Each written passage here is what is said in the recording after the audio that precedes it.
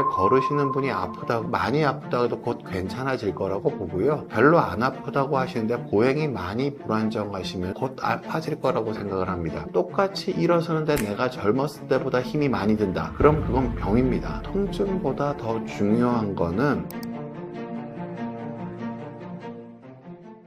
허리가 아프면 일단 주사나 시술부터 받아야 한다고 생각하시는 분들이 많은데요. 이게 정말 맞는 순서인가요? 일반적으로 맞는 말입니다. 일단 아프면은 우울해지고 일상생활에 장애가 생기니까 환자분들이 사회생활을 못 하시잖아요. 그럼 일단 통증 치료를 하시는 건 좋은데 통증 치료 중에서 주사나 시술이 가장 효과가 좋은 치료인 건 맞습니다. 그런데 주사나 시술부터 하기보다는 중요한 건 내가 뭐 할 때 더 아파지는지를 구별할 수 있는 능력을 갖는 게 더 중요하세요. 무슨 뜻이냐면 환자분들이 이게 만성 통증으로 넘어가면 뭐 할 때 더 아픈지 구별이 안 되기 시작하거든요. 제일 좋은 거는 뭐 할 때 더 아픈지, 어떤 자세일 때, 어떤 동작일 때 더 아픈지 찾아서 그 동작을 안 하시는 게 제일 좋고요. 그게 환자분들 같은 경우 만성 통증으로 하면 그걸 구별하기가 너무 어려우세요. 생업도 너무 힘드니까. 그렇다면은 약, 주사 같은 걸 해보실 수가 있는데요. 약물이나 주사 같은 것들이 통증의 원인을 제거하는 게 아니라 지금 잘 견디게 해줄 수 있는 건 너무 당연한 일입니다. 그러면 통증이 좀 줄어들게 되면 또 다시 돌아갑니다. 내가 뭐 할 때 더 아파졌는지를 찬찬히 살펴봐서 그 동작을 줄이시고 몸을 부드럽게 움직이는 형태로 관리하시는 식으로 가시는 게 맞습니다. 그러니까 통증은 환자분들이 느끼시기에는 통증이 원인인 것처럼 생각을 많이 하시는데요. 통증은 관리가 안 된 결과이지 이 결과를 없애는 게 중요한 게 아니라 관리가 잘 되게 통증이 안 생기게 만드는 게 중요한 거지 통증을 없애는 게 자기 몸을 위한 일은 아니다라고 말씀드리고 싶어요. 허리 주사를 맞고 통증이 사라지면 병이 다 나았다고 생각하시는 분들이 많은데요. 실제로는 어떤가요? 당연히 그렇게 생각이 되시죠. 아프면 병이고 아프지 않으면 병이 아니라고 생각되시고 너무너무 당연한데요. 실질적으로 우리가 알고 있는 수많은 질환들, 암이라든지 당뇨라든지 많은 질환들이 증상이 생기면 너무 늦은 경우가 많죠. 그리고 너무너무 아픈데 별다른 증상이 아닌 경우도 많죠. 그래서 별다른 문제가 아닌 경우도 많기 때문에 통증이 중요한 사인이긴 한데 주사 치료를 해서 통증이 막고 안 아파진다는 상태는 우리가 본능적으로 움직이지 말라고 인간이 생존에 유리하도록 통증이라는 걸 만들었으면은 통증이 있는 동안은 안 움직이면서 살살 활동을 시작해서 다시 적응하는 게 인간에게 주어진 프로그램, 자기 방어 프로그램일 텐데 주사는 보통 진통제, 소염제로 이루어져 있기 때문에 주사를 맞고 통증이 사라지면 이제 좀 편해진 상태에서 원래 그 사명을 다해야 되지 통증이 생겼던 원인은 그대로 있다고 보시는 게 맞습니다. 그래서 통증 치료는 꼭 필요한 건 하지만 치료를 하고 통증이 없어졌다고 병이 나았다고 생각하시면 안 되고요. 그때부터 진정한 치료가 시작된다라고 생각해 주셨으면 좋겠습니다. 허리 시술을 한 번만 받으면 완치되는 걸까요?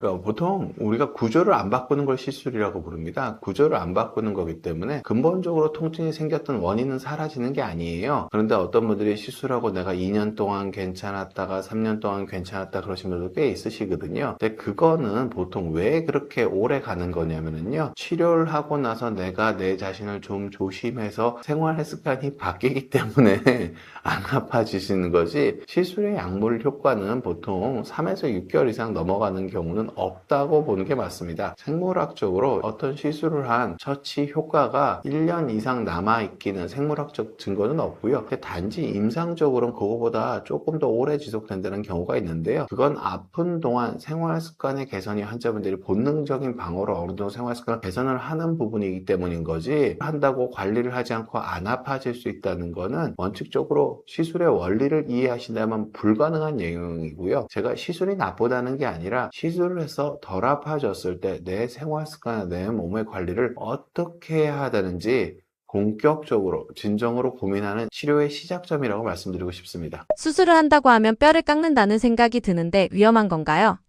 보통 일반적으로는 허리 수술과 뼈를 깎는 거에서 시작이 됐습니다. 1900년대 초반에 허리에 대한 수술이 처음 확립이 하버드에서 시작이 됐는데 그때 처음에 기술을 할 때 뼈를 깎는 치료라고 이름을 붙였습니다. 근데 원래는 신경을 안 눌리게 하기 위해서 수술을 한 건데 뼈를 깎아야 하는 치료라고 이름을 붙였었고 이런 고정관념은 허리 수술 100년 역사상 계속 유지되어 왔던 겁니다. 그런데 제가 영광스럽게도 우연한 기회에 아예 뼈를 깎지 않고 신경을 안 누르게 하는 치료를 개발한 사람이고요. 보통 그래서 대부분의 허리 치료, 허리 수술은 뼈를 깎는 치료라고 생각하시면 되고요. 특수한 경우에는 뼈를 안 깎고도 할 수가 있다라고 말씀드리고 싶습니다. 수술 후에도 재활이 필요한 이유가 있나요?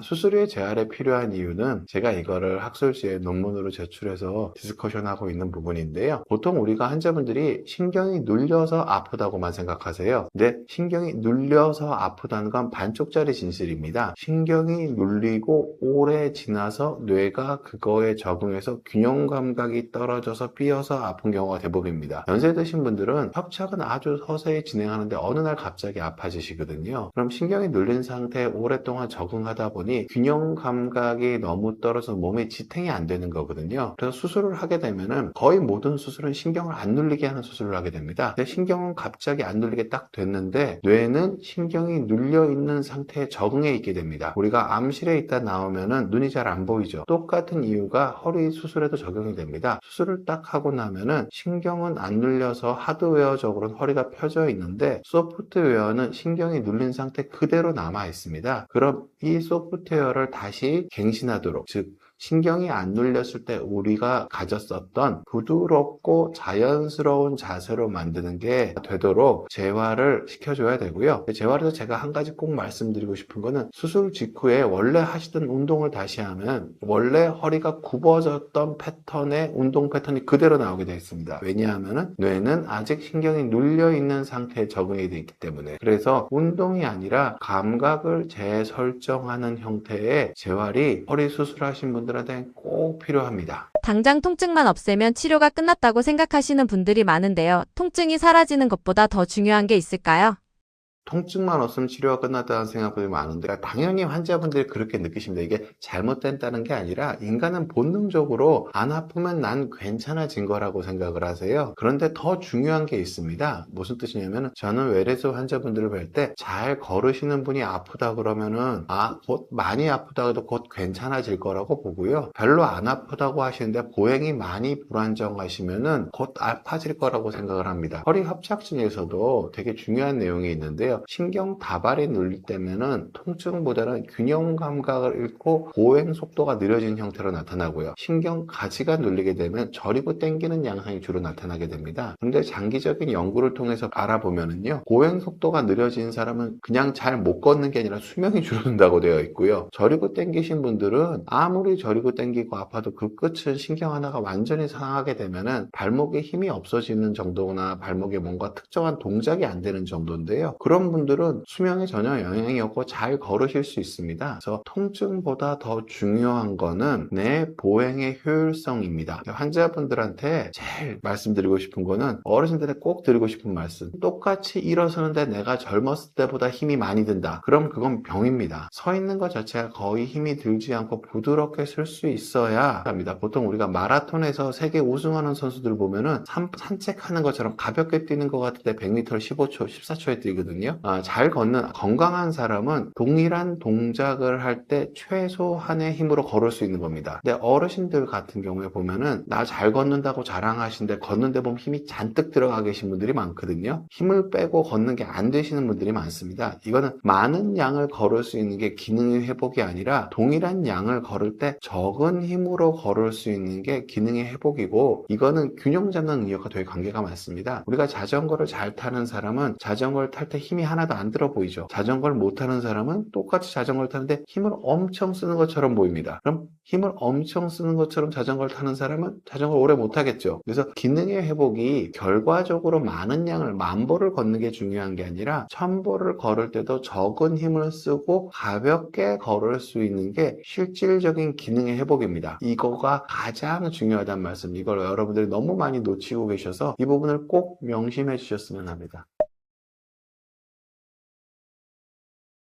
안녕하세요. 전 정형외과 전문 이대영입니다. 저는 영등포에서 척추를 진심으로 진료하고 있는 의사입니다. 제가 환자분들한테 골절제 없는 감압술을 하기 시작한 지 이제 한 3, 4년, 한 5천 회 정도 했는데요. 환자분들이 제가 수술을 아무리 잘해도 재활에 대한 상식이 너무너무 잘못되어 있어서 환자분들이 너무너무 힘들어 하시는 경우가 많으세요. 젊은 사람들을 위한 재활과 노인을 위한 재활은 다르고요. 협착증이 있는 사람들이 해야 되는 운동과 협착증이 없는 분들이 해야 되는 운동은 다릅니다. 그래서 제가 이런 책을 쓴 부분도 있고요. 그래서 여러분들한테 꼭 드리고 싶은 말씀은 결과를 따라하는 게 아니라 내 몸의 감으로 감각을 기르셔야 됩니다. 보통 여러분들은 내가 어떻게 걷는지 어떻게 서는지를 다 안다고 생각을 하세요. 그건 대부분 무의식적으로 감각의 연결로 이루어진 겁니다. 내 감각 때문 감으로 내가 이렇게 쓰면 편하다고 느끼는 게 내가 오랫동안 학습한 단계적 기억, 그런 자세를 만드는 거거든요. 그래서 여러분들한테는 통증을 잡고 이 감각이 다 좋아지신 다음에 운동을 하시는 게 문제를 더 크게 안 만드는 방법이라고 생각을 하고요. 그냥 또 한 가지 말씀드리면은 통증이 있으신 분들은 오랫동안 참으시면 안 됩니다. 옛날에는 수명이 짧았을 때는 오랫동안 참아도 평균 수명이 짧으니까 꼭 결정적인 치료가 필요하지 않을 수 있었는데 평균적인 수명이 너무 길어졌기 때문에 통증을 계속 참으면은 만성 통증 회로가 생겨버리기 때문에 안 아파도 통증 원인이 제거돼도 계속 아픈 상태가 지속이 되고요. 통증을 계속 참으면 몸이 돌이킬 수 없이 늙어버립니다. 최대한 병원에 의지하지 않고 스스로 안 아픈 생활 습관을 만들려고 노력하시고요. 그리고 그게 한계에 달했을 때는 진통제 치료보다는 보다 근본적인 치료를 하시는 게 여러분 건강 관리를 조금 더 효율적으로 하시는 길이 아닌가, 저는 그렇게 생각하고 있습니다. 여러분 건강한 삶에 제가 조금이라도 보탬이 되었으면 합니다. 감사합니다.